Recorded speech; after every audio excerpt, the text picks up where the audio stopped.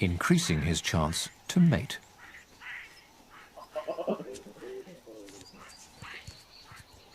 By proving that he can care for this infant, this male is showing that he is fit enough to produce his own.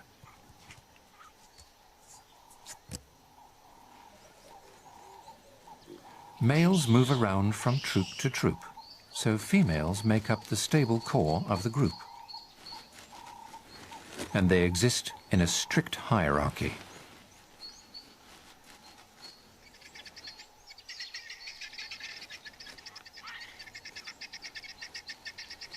Higher-ranking females and their offspring have the first choice of food.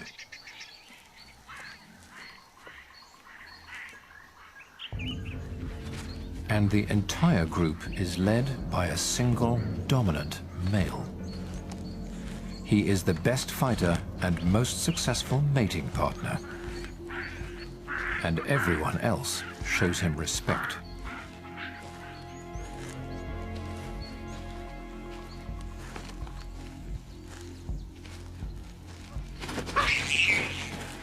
Those that do not are harshly reminded of who is the boss.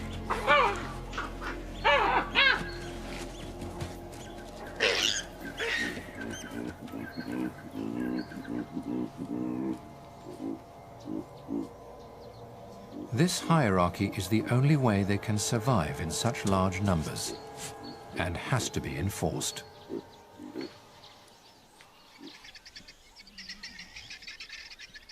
The young male has much to learn if one day he is to rule over a troop of his own.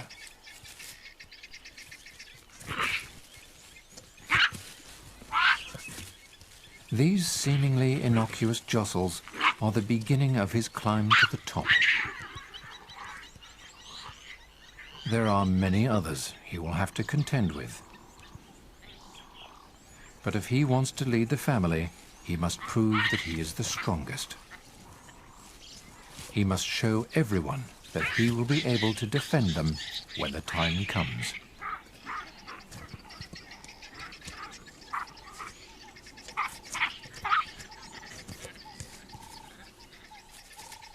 But for now, the mothers are still in charge.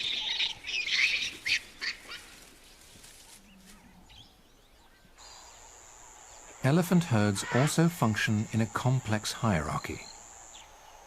But leadership is not sought from the most dominant male, but rather from the oldest female. The matriarch can rule up to the age of 65.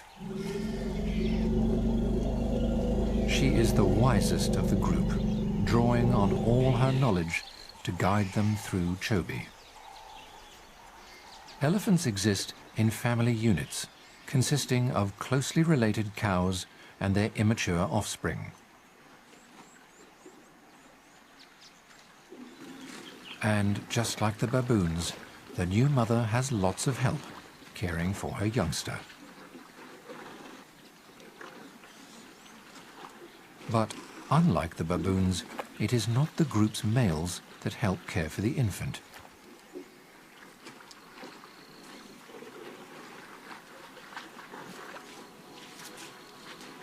Young females called all-mothers play a key role in raising little elephants. And this is a role they take on gladly. They help in the calf's education by babysitting, guiding, and protecting her. In return, they receive training for the day they will become mothers. Because she's young, many of Chobe's sights, sounds, and smells are still new.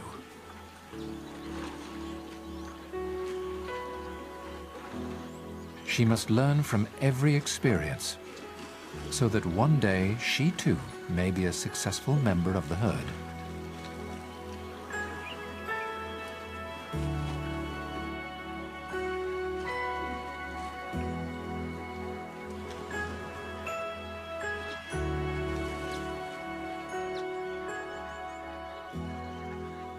Family structures are in place for a reason.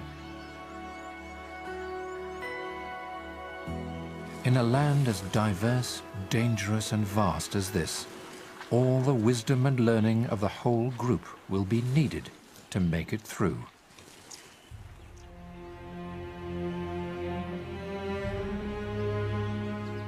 Chobe comprises 10,500 square kilometers of undisturbed wilderness.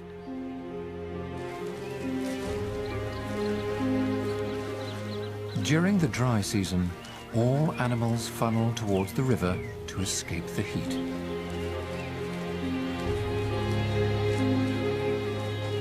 With no more than 3 millimeters of rain falling a month, it is the main source of water in the park.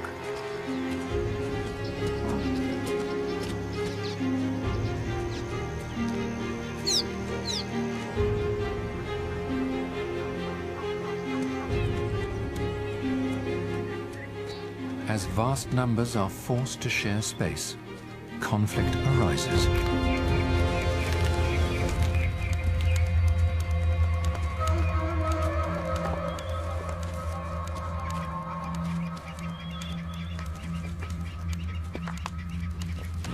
Throughout the park, rising temperatures raise tempers.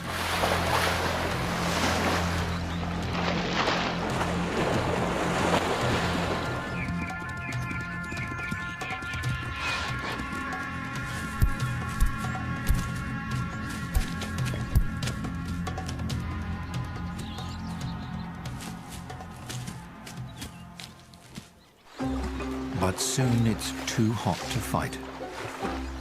By midday, temperatures are pushing 40 degrees Celsius, and the herd returns to the water for a mud bath.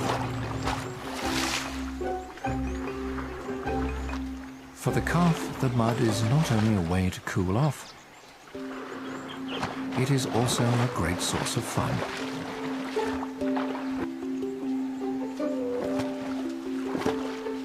She discovers her dexterity by tumbling around.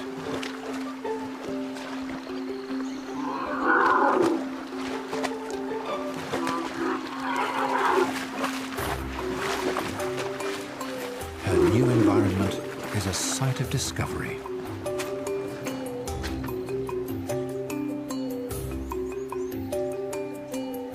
As she explores her surroundings, she learns vital lessons about how to endure Chobe.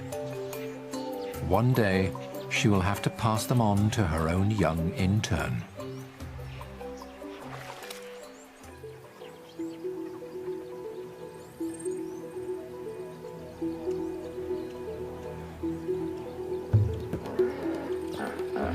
With many residents seeking nourishment at the river, it is at its most crowded.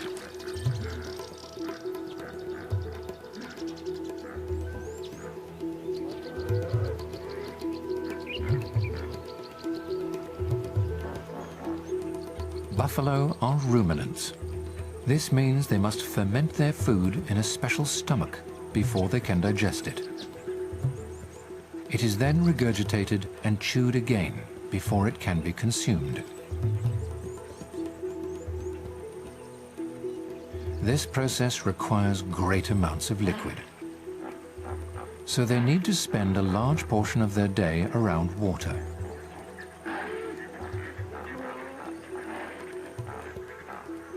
But mud is just as important for the buffalo, especially when it's hot.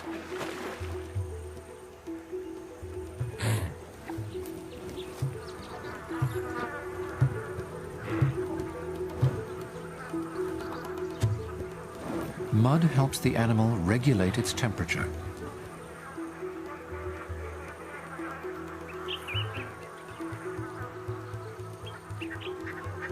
It traps water close to the skin, slowing down the rate at which it evaporates. By caking itself in mud, the animal can keep cool throughout the day.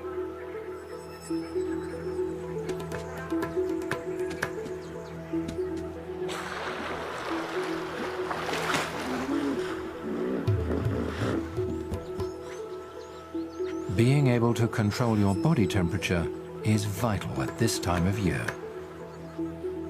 Hippos are bound to the river for this very reason. Though they do leave the water to bask in the sun, if they are exposed for too long, their skin dries and cracks. When they do venture out, it is only ever for brief periods to forage.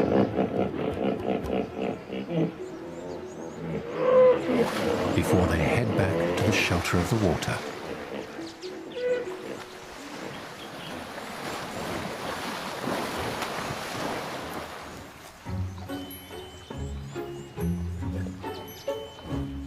With so much life drawn to the river, opportunities present themselves.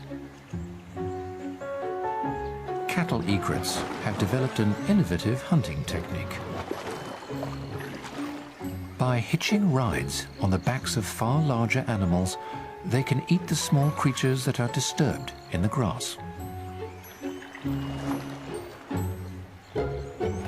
This has allowed the cattle egret to form some unlikely friendships. This unorthodox relationship highlights the benefits of cooperation.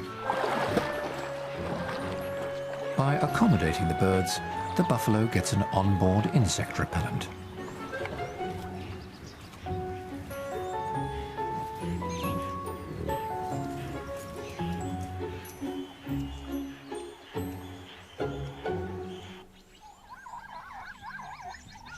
Many species rely on the river and what it provides, but some have to travel massive distances to reach it. Plains zebra hold the record for the longest migration of any mammal in Africa. They sometimes travel nearly 500 kilometers across Namibia and Botswana as they follow the rains. The Chobe River is a common stop along the journey, providing a vital rest for the young foal.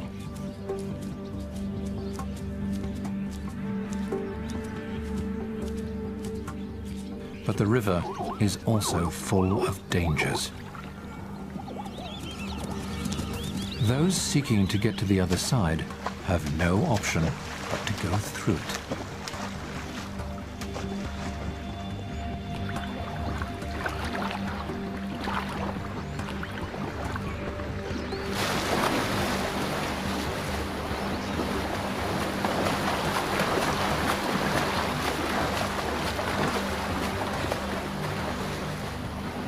This is where their foal is most vulnerable.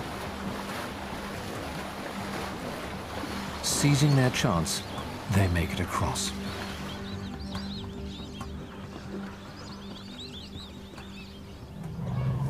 But they are not the only family wanting to get to the other side. The calf has to make the same hazardous trip.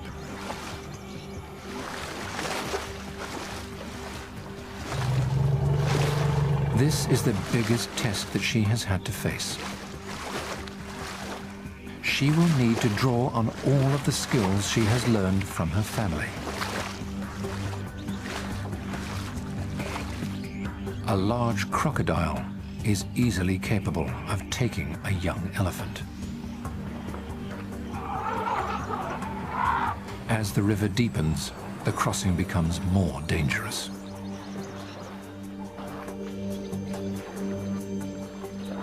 If the calf gets swept away now, the herd will be powerless and unable to save her.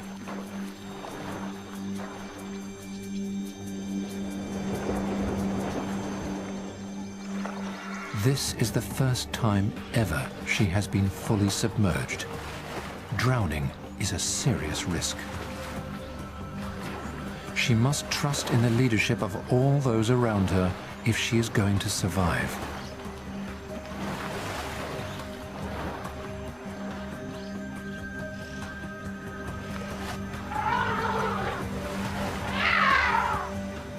With the help of her family, she makes it across.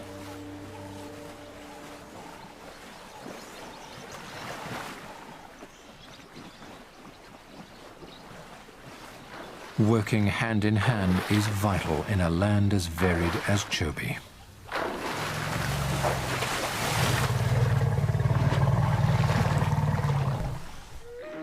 Cooperation is one of the most important aspects of family life across all species.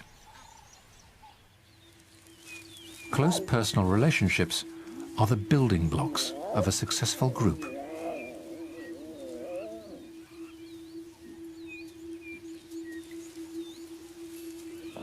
It's now late afternoon, and as temperatures cool, the pride begins to stir. Forming a bond with dominant pride members, especially the females, is of utmost importance for the young cub. Female relationships are the very basis of lion society. Prides are almost entirely made up of lionesses and their offspring. Competition for food and mates can be fierce, so members form partnerships to help them navigate the hierarchies of group living. It is something the cub needs to learn quickly. There is more to this affection than meets the eye.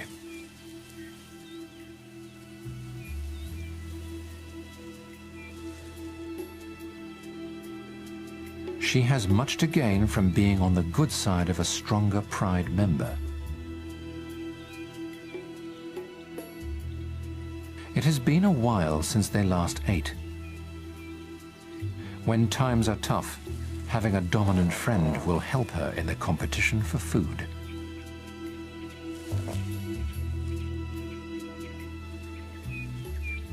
When the females are successful in the hunt, their favorites get first pick.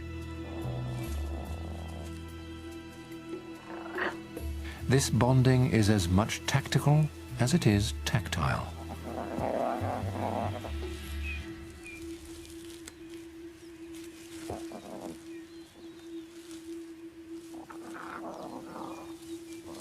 These two are forming a coalition, one that could come back to help the cub when she most needs it. It's not only the pride that exhibits this behavior. It's an age-old trick of the troop as well.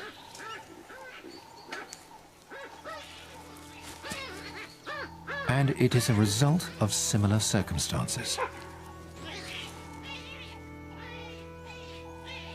To survive the predators and perils of Chobe, the baboons have formed a giant group that sometimes numbers over 100. With their combined strength, they are a match for even their most dangerous adversaries.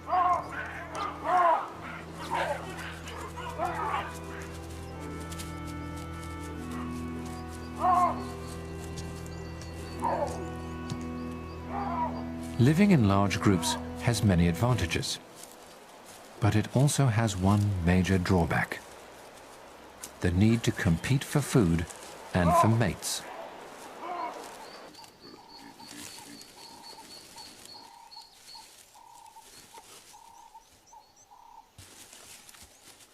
The hierarchy of females bears the brunt of this pressure.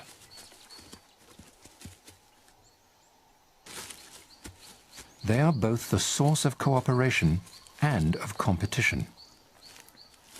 This double bind is solved by the most basic of baboon instincts.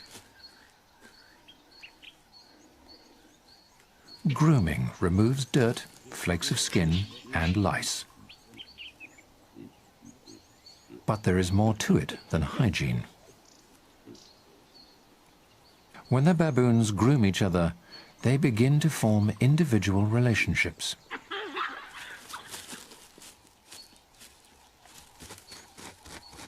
Those lower down in the hierarchy are willing to give more attention than they receive. What they get in return is tolerance at choice feeding sites. For this strategy to work, a baboon will focus its grooming efforts on someone that will be able to support it in a fight. Weaker, lower-ranking members will spend much of their time grooming more dominant baboons.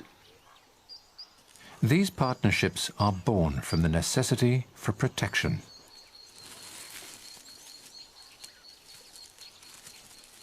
To survive, the young male will need to choose his partners wisely. He must learn that grooming is the glue that holds the troop together. It is a vital skill. The better he is at it, the quicker he will be able to rise through the ranks.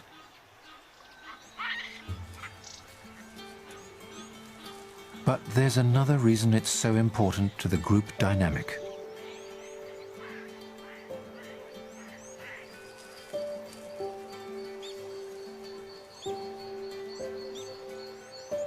Grooming releases endorphins. These lower stress levels. This, in turn, aids conception success. The more successfully a female conceives, the higher her rank in the baboon society. So it not only makes them feel better, but it can improve their standing too. This is both a physical and a political activity, and one all young members of the troop must learn.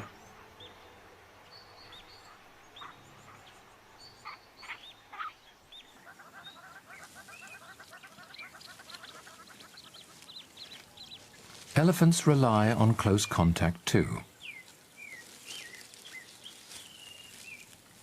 The young calf is rarely out of trunk's reach. And it is largely through touch that her mother will guide her through the early stages of life. It's their primary method of communication and a habit that will remain with the youngster throughout her life.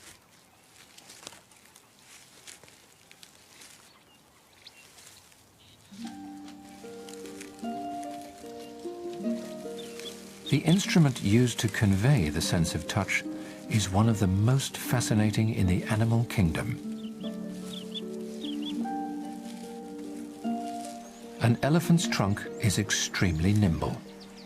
Powerful enough to uplift trees, it can also pluck tufts of grass. Around 55,000 muscles allow it to bend and contort in any direction.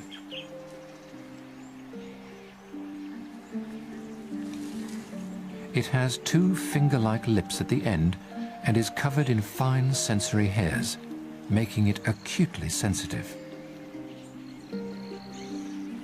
And for this young one, it's a vital way of accessing the world around her.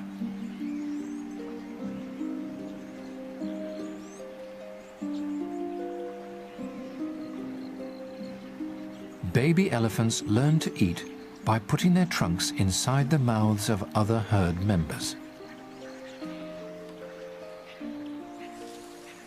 And it is through imitation that they discover the dimensions of their environment.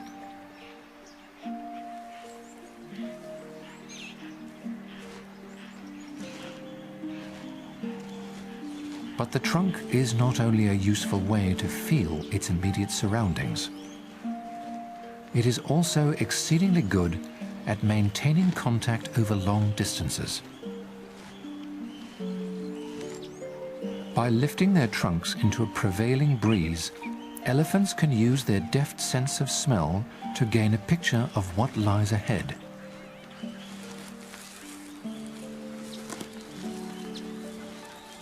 This again, the calf learns through imitation.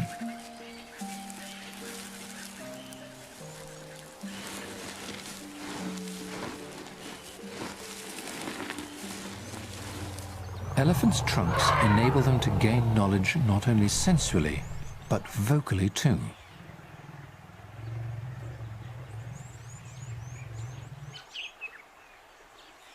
A large portion of the elephant's communication is oral. The trunk is a resonating chamber, able to amplify a variety of emotions. An elephant's call can be heard all across the savannah.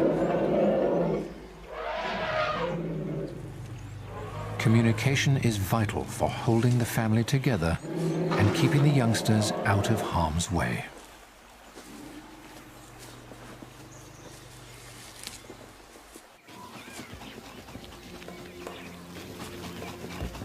Unfortunately for one member of the herd, the dry season has proved too long.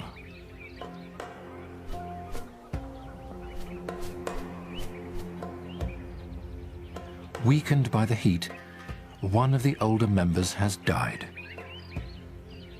But this is important for the land. The end of one life is sometimes necessary for the survival of others.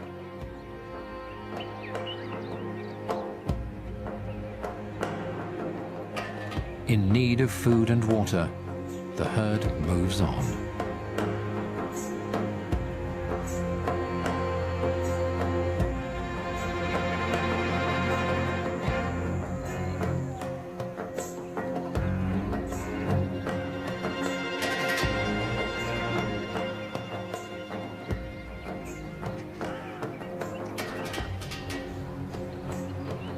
As time passes, the giant body attracts scavengers.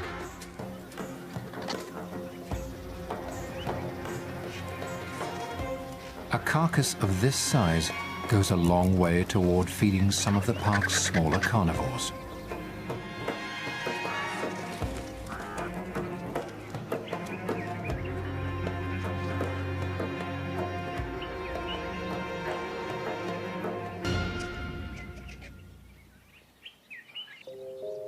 Chobe has many predators, but not all of them are carnivores. Little bee-eaters are deft aerial hunters. They manipulate the wind with ease, overpowering their insect prey.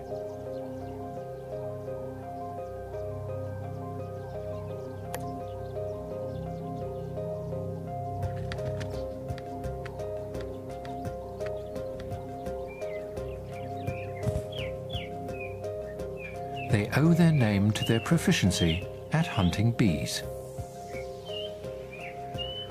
To sustain their brilliant aerial prowess, they need to eat at least 250 bees a day, or find enough suitable alternatives.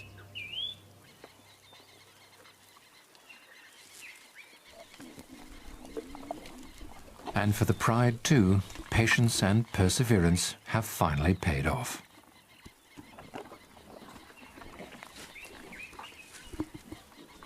They have killed a warthog in the night. Bonding with the dominant female has allowed the cub a seat at the table.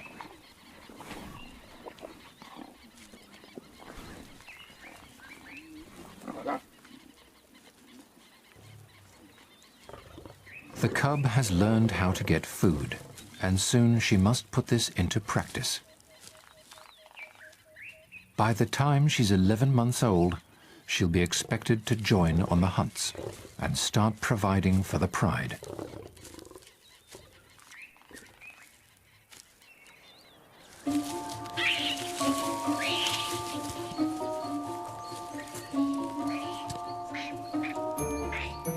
The young baboon has an advantage over many in the park.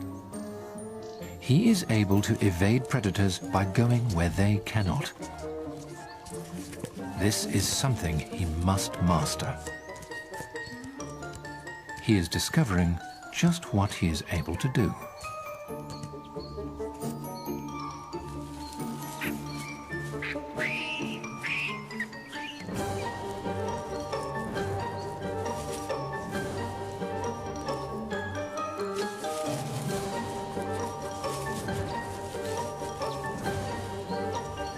The baboon's evolution to life in the trees has been driven by their need to escape predators. And learning this skill starts at the earliest stages.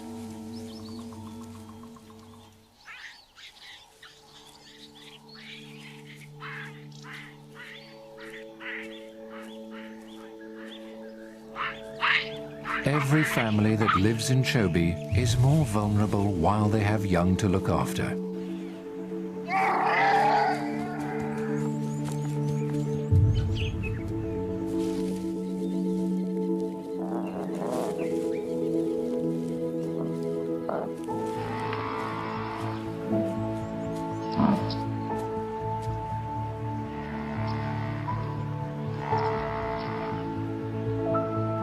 they have to survive the elements as well as the other residents of the park.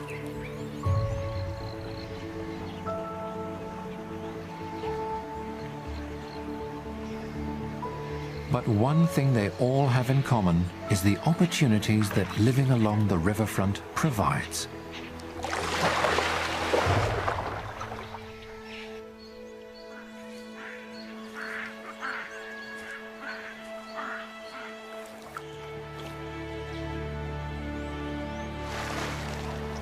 Hundreds of thousands of animals rely on this water source, creating a spectacular mix.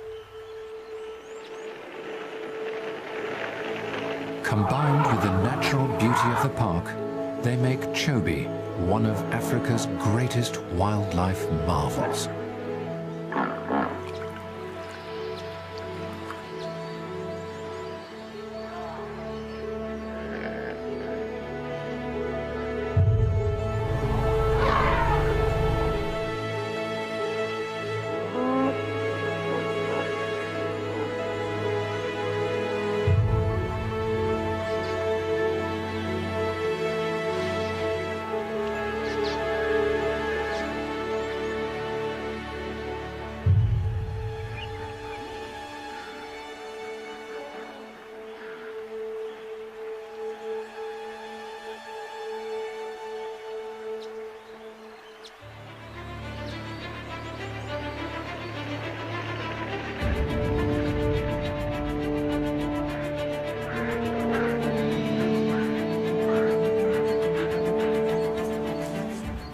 For the pride, the herd, and the troop, raising young in Chobe is a journey where lessons are taught, bonds are formed, and enemies are encountered.